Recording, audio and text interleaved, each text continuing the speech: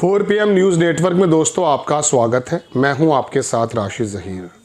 मोदी जी के पास, या मैं यूं कहूं कि भारत की सरकार के पास एक ऐसा मौका आया था दोस्तों, जिससे कम से कम हम अपना एक पड़ोसी तो अपने तरफ कर सकते थे। मैं अगर श्रीलंका के बारे में आपसे कहूं, श्रीलंका उस अंदाज में हमारे करीब नहीं है जिस अंदाज में हुआ करता था। भूटान की बात करें, नेपाल की बात करें, चीन पाकिस्तान की तो बात ही छोड़ दीजिए। 13 देशों को बुलाया था बांग्लादेश के तारिक रहमान ने। वहां पर अपने अपने प्रतिनिधियों को उन्होंने भेजा। मोदी जी को भी न्योता दिया था। मोदी जी ने हमारे यहाँ जो स्पीकर हैं, जिनके ऊपर प्रस्ताव आया हुआ है, अविश्वास प्रस्ताव, उनको भेज दिया। ये एक मौका ऐसा था दोस्तों कि जिसमें शायद बांग्लादेश और भारत के बीच में जो संबंध किसी ज़माने में हुआ करते थे वो दोबारा से हो जाते। ये मैं आपके सामने पहले भी कह चुका हूँ। और पाकिस्तान की गोद में शायद बांग्लादेश नहीं जा पाता। लेकिन मोदी जी को अपने कूटनीतिक रिश्तों के अलावा सबसे ज़्यादा इम्पॉर्टेंट जो है वो उनका हिंदुत्व का मुद्दा है।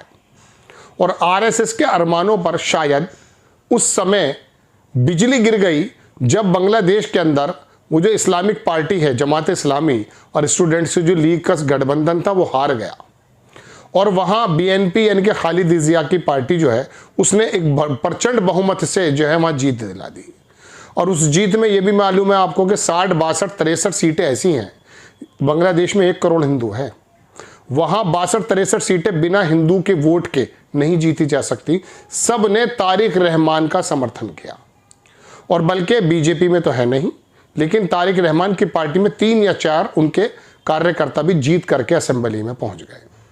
ये जवाब दरअसल उनके वहाँ के हिंदुओं ने भी दिया कि बीएनपी किस प्रकार से उनके नज़दीक भी और भारत के नज़दीक भी ज़्यादा बेनिफिशियल है बनिस्बत जमात इस्लामी के।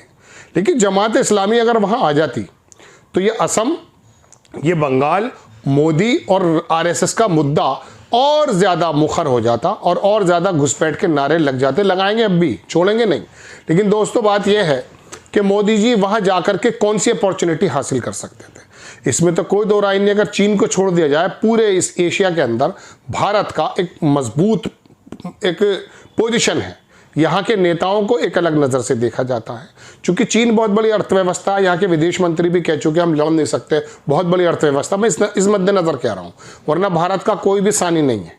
वहाँ जाते तो उनका इस्तकबाल कैसा होता, पाकिस्तान के सीने पर कितने सांप लौटते, और चीन और मध्य एशिया के अंदर मुतहर्रिक यानी कि हम एक्टिव रोल अदा करने की कोशिश करते।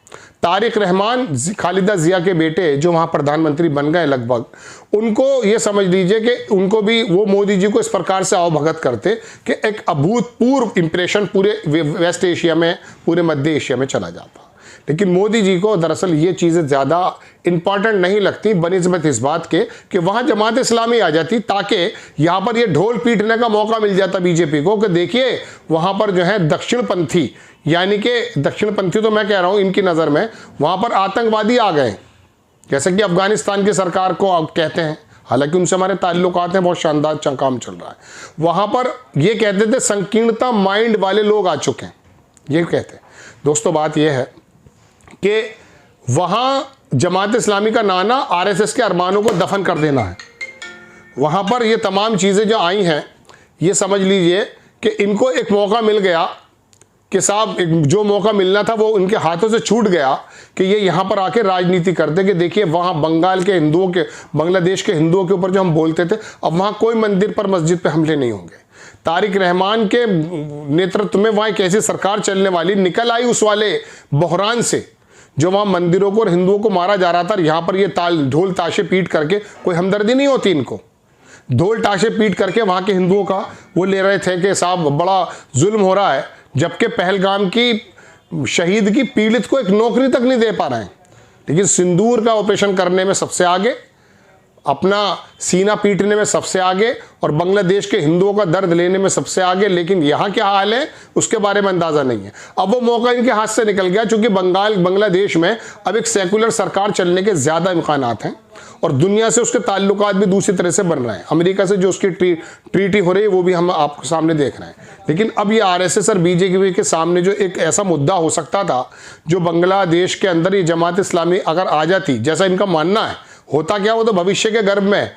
लेकिन अगर मिसाल के तौर पे वो आ जाते तो आने के बाद वो ये कहते कि देखिए वहां पर तो ये चल रहा है, यहाँ पर अपनी राजनीतिक रोटियां सेकते, वो मौका इनके हाथ से निकल गया। शायद इस बात की कलह मोदी जी के मन में भी होगी।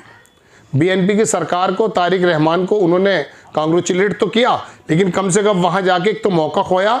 मौका इसलिए खो दिया चूंकि यहां जो ये राजनीति कर रहे थे उस राजनीति पर विराम लग गया। अब बिस्वा कैसे हंगामा करेगा, कैसे घुसपैठियों का नाम लेगा, बंगाल के अंदर बंगाल प्रदेश में अमित शाह किस प्रकार से बांग्लादेश को टारगेट करते हुए सरकार को जो है वहां बनाने की बात करेंगे, ये इनके मौका हाथ से निकल गया। शायद इस बात की कलह। लेकिन चलिए, ये हमारे इंटरनल मसले थे जो मैंने आपको बताया कि जिस वजह से इनके मन में यह है कि हमारे हाथ से एक शानदार मुद्दा चला गया, क्योंकि ये राजनीति सबसे बड़ी इनके लिए चीज होती है।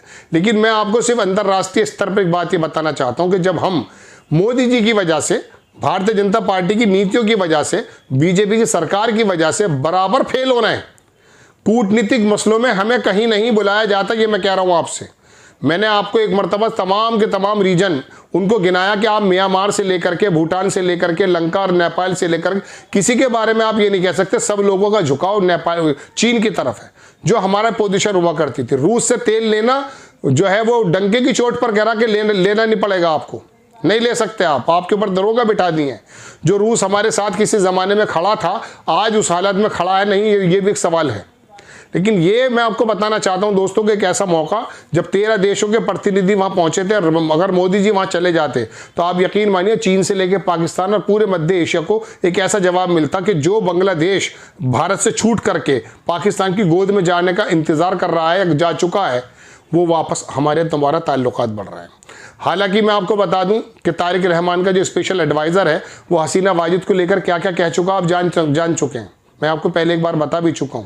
वो वहां पर चाहते हैं कि उनको वहां पर सौंप दिया जाए, वो आने वाला वक्त है। लेकिन क्या इसी बात से बचने के लिए रुक गए? लेकिन सबसे बड़ी बात, सबसे बड़ा नुकसान आरएसएस और बीजेपी के मद्देनजर वो ये है कि इनके सामने ये वाली बात आ गई कि साहब हमारा मुद्दा हमारे हाथों से छीन लिया गया। इस कलख में, इस मन की कलख में वो शायद बांग्लादेश नहीं गए। लेकिन मैं बता रहा हूं इस राजनीतिक जो देश के अंदर राजनीति चल रही है, इसको अगर साइड किनारे करके अगर बांग्लादेश जाते तो असर क्या पहुंचता है, ये मैं आपको कई बार इसी एपिसोड में बार बार दोहरा चुका हूं। बहरहाल, लेकिन दोस्तों जब राजनीति ही दूसरी करनी हो, काम ही दूसरा करना हो, तो फिर क्या किया जा सकता है।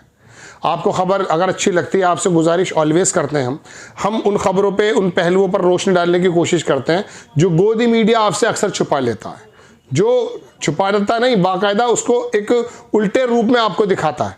हमारी कोशिश है कि जो मौजूदा एविडेंस है, जो मौजूदा घटनाएं हैं, उनको इकट्ठा करके आपस में जोड़ करके एक ऐसा विश्लेषण किया जाए जो मेरे और आपकी दशा और दिशा को तय करते हैं, जो देश की दशा दिशा को तय करते हैं। आपसे गुजारिश यही रहती है कि हमेशा चैनल को आगे बढ़ाएं, सब्सक्राइब करें। नेक्स्ट टाइम मैं किसी खबर के साथ हाजिर होता हूँ। जय हिंद।